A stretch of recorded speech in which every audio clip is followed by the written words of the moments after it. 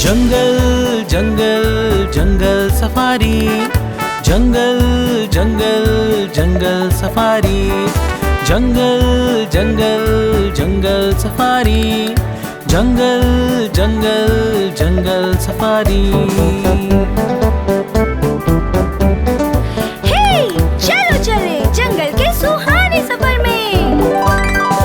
अभी है वक्त सबसे मिलने की बारी, जंगल जंगल जंगल सफारी, जंगल जंगल जंगल सफारी। एक समय की बात है, एक खूबसूरत घने जंगल में बहुत से पशु पक्षी मिलकर शांति पूर्वक रहते थे। कोई भी बड़ा पशु या पक्षी अपना पेट भरने के लिए कभी भी किसी छोटे पशु पक्षी को नहीं मारता था। मगर जंगल का राजा पंचक शेर बहुत दुष्ट था। वो अपनी भूख मिटाने के लिए रोज बहुत सारे पशुओं को अपना भोजन बनाता था। सभी पशु पंचक शेर के इस व्यवहार से परेशान होकर एक दिन सभा बुलाते हैं। अब और नहीं सहा जाता ये अत्याचार हमसे। वह जंगल का राजा है तो क्या कुछ भी मनमानी करेगा? राजा का धर्म है जंगल की और जंगल के हर पशु की रक्षा करना, मगर ये तो हम सभी को खा जाता है। ऐसे तो एक दिन इस जंगल में कोई नहीं बचेगा और ये जंगल वीरान हो जाएगा। क्या हम सभी अपनी जान बचाने के लिए कुछ नहीं कर सकते? हाँ हाँ, तुम सही कह रहे हो मक्कू भाई। क्यों ना जग्गू काका, आप राजा साहब से जाके बात करो। आप इस जंगल के बड़े हो, राजा साहब आपकी बात जरूर मानेंगे। हाँ, ये सही रहेगा। ठीक है, कल की सभा में हम महाराज को भी बुलाएंगे। शाम के समय जग्गू हाथी शेर के पास जाता है और उससे निवेदन करता है। महाराज, कल हम सभी पशुओं ने मिलकर एक सभा बैठाई है, कृपया आप भी उसमें शामिल हों और हमारी परेशानियों को हल करें। हाँ ठीक है, तक लिया। अगली सुबह जग्गू हाथी सभी पशुओं समेत बरगद के पेड़ के नीचे सभा के लिए जमा होते हैं। जरा साइड हटो, मुझे मेरे सिंहासन पर विराजमान होने दो। हाँ बोलो, अब क्या समस्या है तुम सभी को? सबसे पहले जग्गू हाथी शेर के पास जाता है और उससे आग्रह करता है। महाराज, आप हर दिन हम में से कितनों को मार कर खा जाते हैं, जबकि आपके भोजन के लिए तो एक ही काफी है। ऐसे तो हमारा जंगल वीरान हो जाएगा और फिर आप किसको खाएंगे?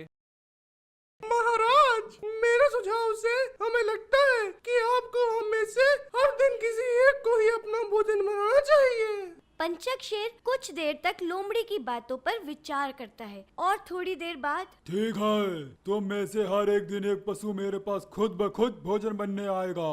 जिस दिन कोई नहीं आया उस दिन मैं तुम सभी को मार के खा जाऊंगा। बोलो, मंजूर है?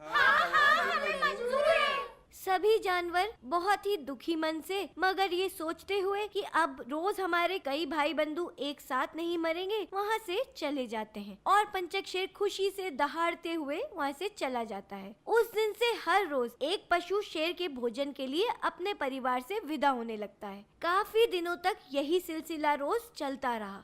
फिर एक दिन शेर के पास जाने की बंटू खरगोश की बारी आई और वह शेर की गुफा की ओर चल दिया। खरगोश बहुत चतुर था। चलते चलते रास्ते में उसे एक कुआं दिखा। अचानक से उसके मन में एक विचार आया और वह गुफा की ओर दौड़ने लगा। मैं तो राजा साहब के पास जाने के लिए दौड़ रहा हूँ, मगर आप क्यों जल्दी में हो? पहले सब्सक्राइब तो करते चलो। तुम अभी तक कहाँ थे?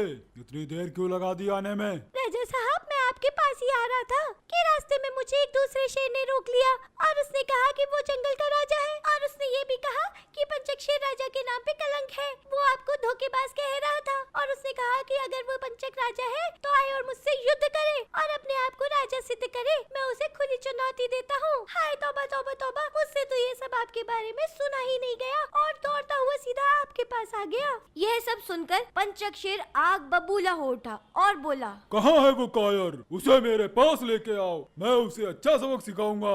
अरे राजा साहब, कहाँ आप जंगल के राजा और वह मामूली सा शेर? आपको चुनौती देने वाला होता कौन है? हमारे लिए तो आप ही राजा हैं। अब वो बात अलग है कि वो आपसे ज्यादा बलवान और चतुर है और सुंदर भी, मगर राजा तो आप ही हो ना। मगर मुझे ये भी डर है कि कहीं वो आपको अकेले में मारकर राजा ना बन जाए। अच्छा ये बात, चलो अभी देखता हूँ उसे मैं। कहाँ है वो, मुझे उसके पास ले चलो। खरगोश बड़ी चतुराई से शेर को कुएं के पास ले जाता है। राजा साहब, वो शेर इसी कुएं में रहता है, आप खुद देख लीजिए। शेर कुएं में झांक कर देखता है और अपनी ही परछाई को कुएं में देखकर दहाड़ मारता है। कुएं में आवाज गूंजकर उसे सुनाई देती है। वो सोचता है कि ये शेर मुझे ललकार रहा है। यह सोचकर वह कुएं में छलांग लगा देता है और वह कुएं में डूबकर मर जाता है। इस प्रकार बेवकूफ शेर का अंत हो जाता है और खरगोश की चतुराई पर जंगल के सभी पशु बहुत खुश होते हैं और उसे शाबाशी देते हैं। उस दिन से जंगल में खुशहाली छा जाती है और सभी पशु मिलजुल कर रहने लगते हैं। मोरल: बुद्धिमत्ता शारीरिक शक्ति से श्रेष्ठ है। एक जंगल में डुग्गू कछुआ, कालू कौआ और टिंकू चूहा नाम के 3 दोस्त रहते थे। तीनों में बहुत गहरी दोस्ती थी। सारा दिन वे खाते पीते और खूब मौज करते थे। एक दिन वे तीनों तालाब के किनारे बैठे बातें कर रहे थे। तभी उन्होंने देखा कि एक हिरन बहुत तेजी से भागता हुआ उनकी तरफ आ रहा है। जब तक वे देखते, हिरन वहाँ आया और थक कर वहीं कीचड़ में बेहोश होकर गिर पड़ा। अरे दोस्तों, इसे क्या हुआ, चलो देखते हैं। तभी डुग्गू कछुए ने तालाब से पानी लाकर उस पर छिड़का। कुछ देर बाद हिरन को होश आ गया। अरे दोस्त, तुमको क्या हुआ था? तुम कौन हो? तुम्हारा नाम क्या है? मेरा नाम पंचाल है। एक शिकारी मुझे पकड़ने के लिए मेरे पीछे पड़ा था। मैं उससे अपनी जान बचाकर भाग रहा था और भागते भागते बहुत थक गया था।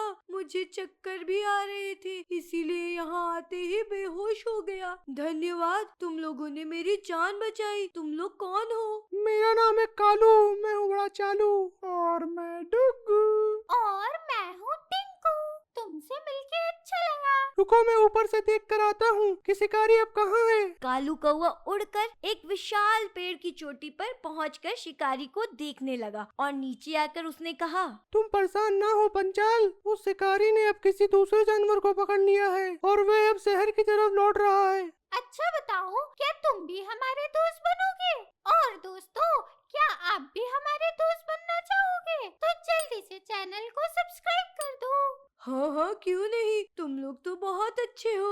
उस दिन से पांचाल हिरन भी इन दोस्तों की टोली में शामिल हो गया और चारों मिलजुल कर हंसी खुशी से रहने लगे। चारों में काफी अच्छी दोस्ती हो गई। एक दिन हिरन उस जगह पर नहीं आया जहाँ सब दोस्त मिला करते थे। हाँ, कालू कौवे को चिंता होने लगी। वह तुरंत उड़कर उसे सारे जंगल में ढूंढने लगा। ढूंढते ढूंढते उसने देखा कि पांचाल हिरन एक शिकारी के जाल में फंस गया है और वह शिकारी उसे जबरदस्ती अपने साथ ले जा रहा है। कौवा जल्दी से वापस अपने दोस्तों के पास गया।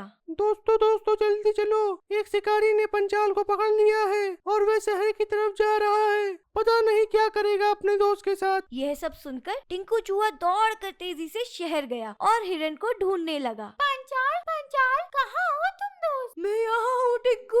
टिंकू चूहा आवाज की ओर बढ़ा और उसने पांचाल हिरन को ढूंढ निकाला। फिर धीरे धीरे चूहे ने अपने मजबूत दांतों से जाल की रस्सी को काट दिया और हिरन को वहाँ से आजाद करवा लिया। तभी सबने देखा कि डुग्गू कछुआ भी उनकी ओर चला आ रहा है।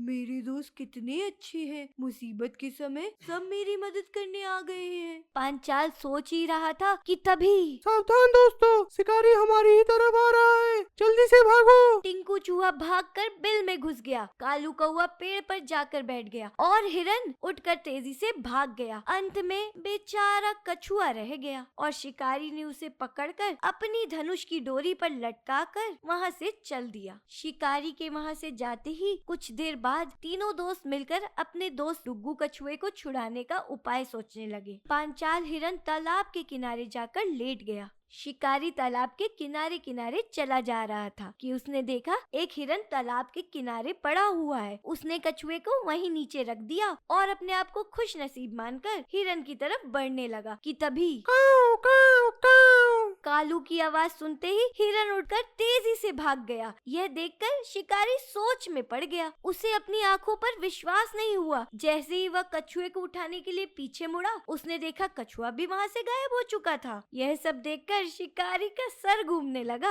और वह वहीं बेहोश हो गया। जब शिकारी हिरन की तरफ जा रहा था, तब टिंकू चूहे ने कछुए की रस्सी काटकर उसे आजाद करा दिया था। कछुआ आजाद होकर खुशी से तालाब के पानी में उतर गया था। बेचारा शिकारी होश में आकर खाली हाथ रोता रह गया। मेरी जान बचाने के लिए धन्यवाद दोस्तों।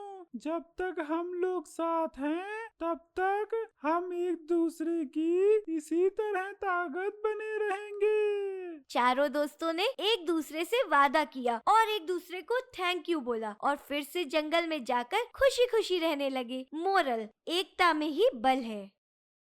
जंगल जंगल जंगल सफारी, जंगल जंगल जंगल सफारी।